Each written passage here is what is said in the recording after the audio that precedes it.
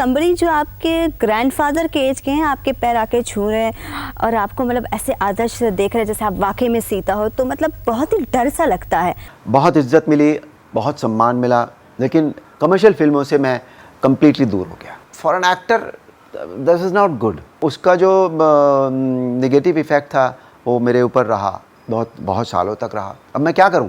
कहते हैं जो पर्दे पर भगवान का रोल निभाता है उसकी रियल लाइफ बदल जाती है। ऐसा इसलिए कि भगवान बनना सबसे मुश्किल रोल होता है, क्योंकि जब कोई इंसान भगवान का रूप धारण करता है तो आम भक्तों के साथ साथ शायद भगवान भी उसे इंसान की तरह जीने नहीं देते। भारत में कई ऐसे कलाकार हुए जिन्होंने राम, कृष्ण, शिव, भगवान विष्णु, माँ लक्ष्मी या माँ संतोषी का रोल निभाया, पर उसके बाद उनकी जिंदगी कभी पहले जैसी नहीं रही। एक तरफ जहां वो किरदार उनके लिए वरदान साबित हुआ तो दूसरी तरफ अभिशाप। पहले लगता था कि अरे ये रामायण करके मैंने क्या कर लिया, मेरा सब करियर तो कहाँ का कहाँ चला गया and all that kind of thing. जहां इन किरदारों ने उन्हें जबरदस्त फेम दिलाया तो दूसरी तरफ फिर कभी काम नहीं पा सके। कुछ को दर्शकों ने बिल्कुल भी सीरियस नहीं लिया तो कुछ पर जमकर अपनी नाराजगी भी जताई। मतलब फीलिंग्स से खिलवाड़ किया गया इस मूवी के अंदर, और कुछ नहीं है। फिल्म बहुत थर्ड क्लास फिल्म थी, बहुत खराब पिक्चर थी फिल्म, मतलब कुछ ऐसा था नहीं जो देखने लायक था फिल्म में। तो दोस्तों, आज के अपने इस वीडियो में हम जानेंगे वो कहानियाँ जहां पर्दे पर भगवान बने कलाकार असल जिंदगी में अपनी पहचान से जूझते रहे या पर्दे से गायब हो गए। मैं प्रेम से तुम्हारा पालन करूंगा, तुम सदैव निश्चिंत रहो। जानेंगे कि क्या वो खुद सही ढंग से अपना करियर प्लान नहीं कर पाए या किसी दिव्य शक्ति का असर हुआ। क्या ऑडियंस उन्हें फिर आम किरदारों में पचा नहीं पाई या फिल्म मेकर्स ने जानबूझकर काम नहीं दिया और वो टाइपकास्ट हो गए। पुत्री, मैं तुम्हारी सेवा और भक्ति से प्रसन्न हूँ। जय जय राम सिया राम। मेरे और तुम्हारे बहुत से जन्म हो चुके हैं। सत्य को अपमान वही मानता है जिसे असत्य से कोई लाभ। नमस्कार दोस्तों, मैं हूं श्वेता जया और आप देख रहे हैं फिल्में बातें। शुरुआत 1975 की फिल्म जय संतोषी मां से करते हैं, क्योंकि यही वो फिल्म थी जिसने पहली बार बड़े पर्दे पर देवी का रोल निभाने वाली एक्ट्रेस की जिंदगी में दिव्यता का असर या श्राप जैसी चर्चा की शुरुआत की थी। मैं तो आरती उतारूं रे संतोषी माता की। उस दौर में किसी को अंदाजा नहीं था कि एक छोटे बजट की धार्मिक फिल्म पूरे देश को बदल देगी। सिनेमा हॉल में अगरबत्तियां जलाई जाती थीं, स्क्रीन के सामने आरती होती थी, पैसे उछाले जाते थे और दर्शक सिनेमा घरों को मंदिर मानने लगे थे, जहां जूते चप्पल बाहर उतार कर फिल्म देखने पहुंचते थे। इस फिल्म में संतोषी माता का किरदार निभाया था एक्ट्रेस अनीता गुहा ने, जिन्होंने इससे पहले भी सीता माता और लक्ष्मी देवी के रूप में कई फिल्मों में काम किया था। मेरे आदर्श देवर, तुम अपने भाई को पहचानो, उनके त्याग के दर्पण में अपना मुखड़ा देखो। लेकिन जय संतोषी माँ की सफलता के बाद उनकी जिंदगी अजीब मोड़ पर पहुंच गई। लोग उन्हें असली देवी मानने लगे। उन्होंने खुद एक इंटरव्यू में बताया था कि रोज सुबह उनके घर के बाहर लोगों की लंबी लाइनें लगने लगी और लोग अपने छोटे बच्चों को उनकी गोद में डालकर कहते कि आप ही इसका नाम रख दो। कोई सिर पर हाथ फिराकर खुश हो जाता तो कोई बस एक नजर देखकर भाव विभोर होकर माता की जयकार करता चला जाता। अनीता गुहा की इससे जैसे जिंदगी बदल गई। वो सार्वजनिक जगहों पर कहीं जा नहीं सकती थीं। लोग उन्हें घेर लेते, जयकारे लगाते और माँ कहकर बुलाते। अनीता के लिए जहाँ ये सब किसी चमत्कारिक एहसास की तरह था, तो वहीं अब वो धीरे धीरे अपनी फिल्म इंडस्ट्री से कटने लगी। फिल्म इंडस्ट्री ने भी उनसे नाता तोड़ लिया, क्योंकि अब वो चाहकर भी दूसरे साधारण रोल नहीं कर सकती थी। दर्शक एक्सेप्ट ही नहीं करते। इस तरह इतने फेम के बावजूद अनीता गुहा को धीरे धीरे अच्छे रोल मिलने बंद हो गए।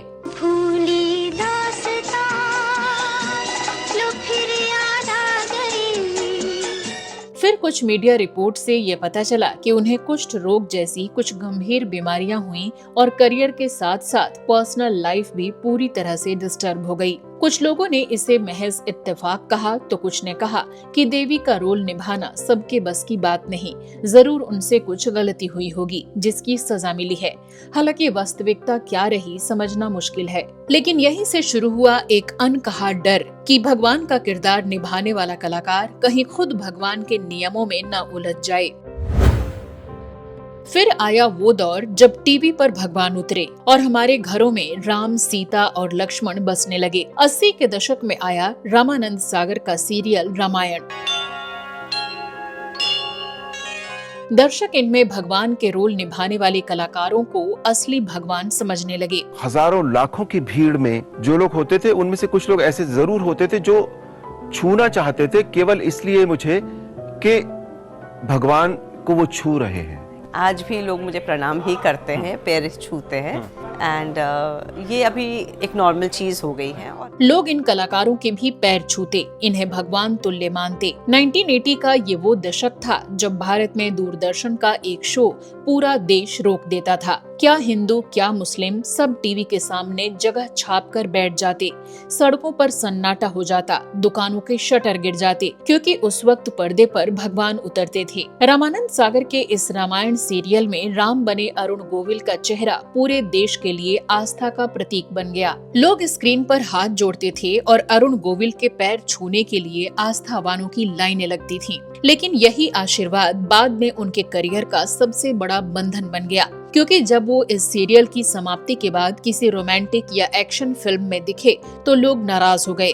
फिल्मों के पोस्टर फाड़ दिए गए और फिल्म को देखने से भी इनकार कर दिया गया। लोगों ने कहा भगवान ऐसा कैसे कर सकते हैं, ये हमारी आस्था के साथ खिलवाड़ है। और यहीं से शुरू हुआ एक ऐसा संघर्ष जहां एक एक्टर अपनी ही बनाई हुई छवि से हार गया, स्ट्रगल करता रहा, लेकिन एक अदद फिल्म में एक अच्छा रोल नहीं पा सका, न ही अपना करियर आगे बढ़ा सका। सीता जी की रिस्पॉन्सिबिलिटी है मेरे कंधों पे और वो मैं कैरी कर रही हूँ एंड मुझे लगता है कि मैं अच्छे से कैरी कर रही हूँ, क्योंकि मैंने कभी भी उनकी इमेज को धक्का नहीं पहुंचाया है। वो रिस्पॉन्सिबिलिटी है। रामायण की सीता बनी दीपिका चिखलिया को भी वही दुविधा झेलनी पड़ी, जब लाख कोशिशों के बाद भी दर्शकों ने उन्हें एक सामान्य एक्ट्रेस की तरह नहीं देखा। साड़ी के अलावा किसी और कपड़े में देखकर लोग भड़क उठते और एक बार क्लब में जीन्स में देखकर तो आग बबूला ही हो गए। फिर भला फिल्म मेकर्स उन्हें अपनी फिल्मों में काम देने का रिस्क क्यों लेते। इस तरह इनका करियर भी जाता रहा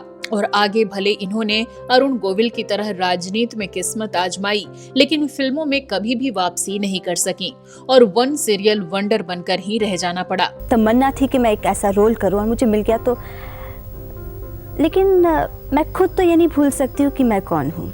I know who I am. मैंने बोला कि मैं पॉलिटिक्स नहीं जा सकता क्योंकि मेरा नेचर, मेरा टेम्परामेंट नहीं है वो पॉलिटिक्स का।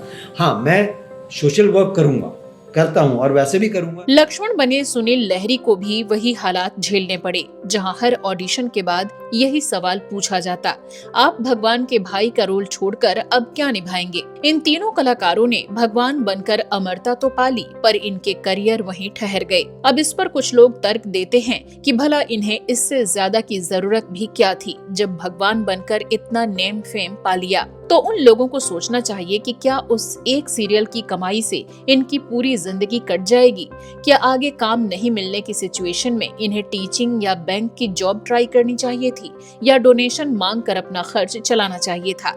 अगर इन कलाकारों के पॉइंट ऑफ व्यू से सोचें तो ये बर्डन इनके लिए कुछ ज्यादा ही बड़ा साबित हुआ, जिसने इन्हें पहचान तो दिलाई लेकिन करियर छीन लिया, ग्रोथ छीन लिया, और ये आज भी वही खड़े हैं जहां से चले थे। पर एक टाइम आने के बाद मैंने रियलाइज किया कि नहीं यार, वो ये जो एक पोजीशन बनी है, जो इमेज बनी है, जो एक आपने एक क्रिएट किया हुआ है, अपनी फैन फॉलोइंग जो क्रिएट की हुई है, वो फैन फॉलोइंग के बिलो नहीं जाना है, उससे ऊपर जाना है। हालांकि अरुण गोविल ने हाल ही में बीजेपी के टिकट पर इलेक्शन जरूर जीता, लेकिन बिना किसी एक्सपीरियंस के टिकट दिए जाने पर भारी संख्या में लोगों ने इनका विरोध किया और पूछा कि कब तक भगवान के नाम को भुनाते रहेंगे। तो वहीं दूसरी तरफ इनके बियर पीती एक तस्वीर भी सार्वजनिक की गई और इनकी काफी आलोचना भी होती रही।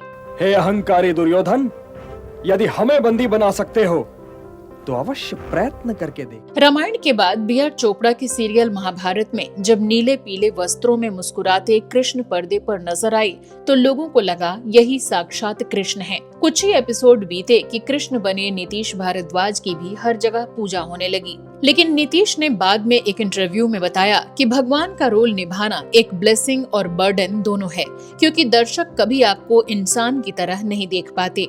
इस सीरियल के खत्म होने के बाद नीतीश ने कई फिल्मों में कुछ दूसरे रोल निभाने की कोशिश की, जैसे फिल्म नाचे नागिन गली गली, त्रिशाग्नि आदि में। मिले मन से ये मन, मिले तन से ये तन, आई मधुर। पर कृष्ण की मुस्कान से ये कभी बाहर नहीं निकल पाए। उस इमेज को दर्शक कभी भुला नहीं पाए और आखिरकार इन्होंने एक्टिंग छोड़ दी और स्पिरिचुअलिटी में लौट गए। 13,000 साल, 14,000 अमावस, के काला कलर है कि तुझे जेब है। भोजपुरी सिनेमा में रवि किशन ने कई बार भगवान शिव का रूप निभाया था। महादेव और शिव रक्षा जैसी कई फिल्मों में इन्होंने अच्छा अभिनय किया, लेकिन इस इमेज ने इन्हें भी सीमित कर दिया।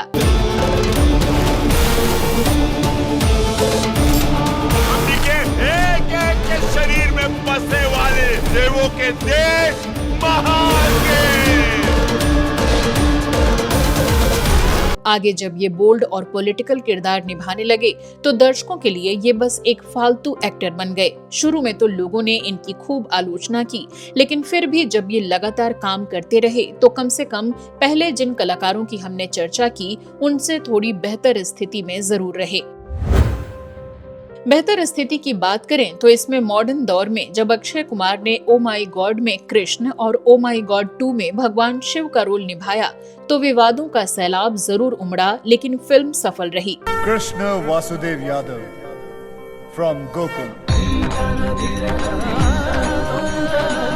अब तो विश्वास हो गया। किसी ने इसे अक्षय की हिम्मत कहा तो किसी ने अधर्म। हालांकि फर्क ये था कि अक्षय ने इस भूमिका को मॉडर्न डिवाइन रिप्रेजेंटेशन की तरह निभाया और करियर के उस मोड़ पर इसमें काम किया जब इनकी ऑलरेडी एक पहचान और इमेज बन चुकी थी। तो एक गॉड की छवि को ढोने का कोई बर्डन इनके ऊपर नहीं था और न ही कुछ खोने का ज्यादा डर, मगर फिर भी लोगों की आस्था और सिनेमा के बीच की लकीर धुंधली ही रही और कई संगठनों ने विरोध जरूर किया। मूवी सबको बॉयकॉट करना चाहिए, क्योंकि आज हमारे धर्म हमारी संस्कृति के खिलाफ ऐसी मूवी बन रही है। और अगर तुम इतने ही बड़े धर्म वाले थे तो मतलब विमल का ऐड कर रहे हो वहाँ पर, तुम लोगों में फैलाना क्या चाहते? इसी तरह साल 2008 में आई फिल्म गॉड तुसी ग्रेट हो में जब अमिताभ बच्चन ने भगवान का रोल निभाया तो ऑडियंस के एक लार्ज सेक्शन ने कहा कि ये भगवान के किरदार के साथ मजाक है। 21 करोड़ के बजट में बनी फिल्म सिर्फ 13 करोड़ के आसपास कमा पाई और अमिताभ बच्चन के साथ साथ फिल्म भी डिजास्टर साबित हुई। गॉड ग्रेट नहीं है, वो ग्रेट है अपने मानने वालों से, अपने चाहने वालों से।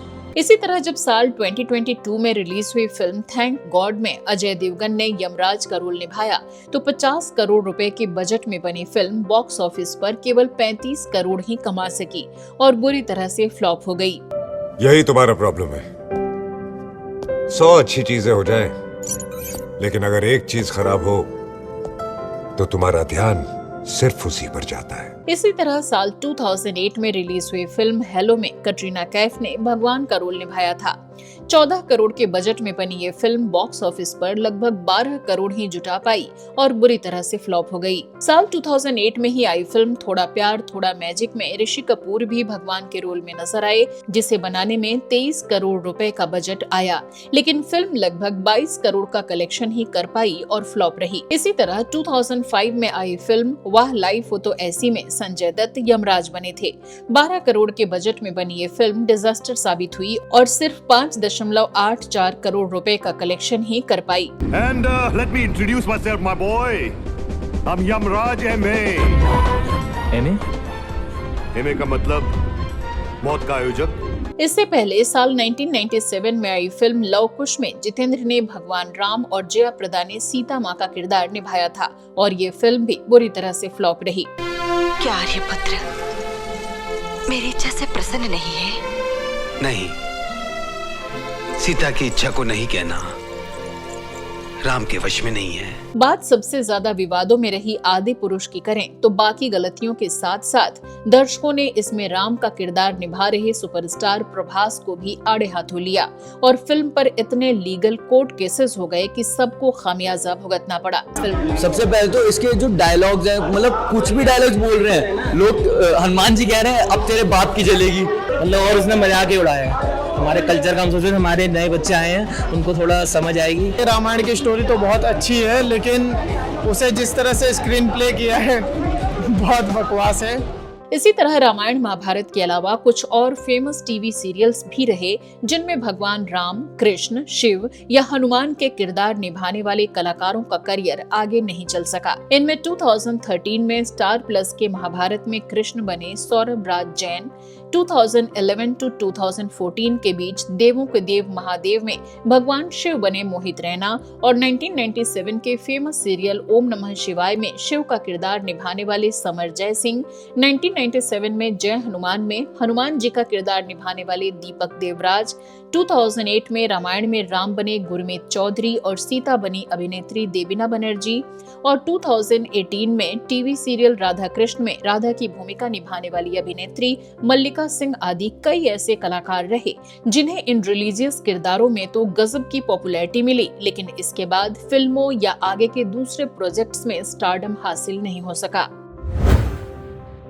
कई ज्योतिषी और तांत्रिक मानते हैं कि जब कोई व्यक्ति भगवान का रोल निभाता है तो वो उस देवता या स्पिरिचुअल पावर की ऊर्जा को अपने जीवन में आमंत्रित करता है और अगर मन शुद्ध ना हो तो वो ऊर्जा भारी पड़ सकती है। कई संत कहते हैं कि भगवान का रूप केवल पोशाक नहीं, एक साधना है और इसे निभाने वाला हर एक्टर उसके प्रभाव से गुजरता ही है, तो इसे मजाक में नहीं लेना चाहिए। दोस्तों, कुछ कलाकारों के लिए भगवान बनना जहाँ करियर की ऊंचाई थी, एक अच्छा रोल हाथ आने जैसा था, तो साथ ही करियर का अंत भी रहा। कुछ जो ऑलरेडी फेमस थे और तब भगवान का किरदार निभाया तो उनके साथ लोग कनेक्ट ही नहीं कर पाए और सीधे तौर पर नकार दिया। हालांकि विज्ञान के युग में हम ये कह सकते हैं कि शायद ये कोई श्राप नहीं बल्कि दर्शकों की आस्था का असर था जिसने उन्हें इंसान की तरह जीने नहीं दिया और उनके जीवन की सबसे बड़ी प्रसिद्धि ही उनकी सबसे बड़ी बाधा बन गई। लेकिन दूसरी तरफ उन कलाकारों को आम जनमानस के दिलो दिमाग में हमेशा के लिए अमर भी कर दिया।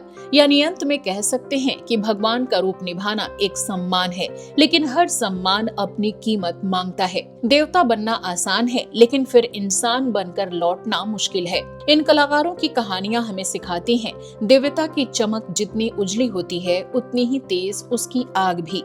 इसलिए भगवान का रोल निभाना इतना आसान नहीं है, क्योंकि कहीं न कहीं वो भूमिका पर्दे से उतरकर जिंदगी में भी उतर आती है, चाहे वो जिस रूप में उतरे, लेकिन उसे नजरअंदाज करना आसान नहीं होता। दोस्तों, आप इस मुद्दे पर क्या सोचते हैं, कमेंट करके जरूर बताइएगा। मिलते हैं अगले एपिसोड में कुछ और नए किस्से कहानियों के साथ। तब तक के लिए नमस्कार।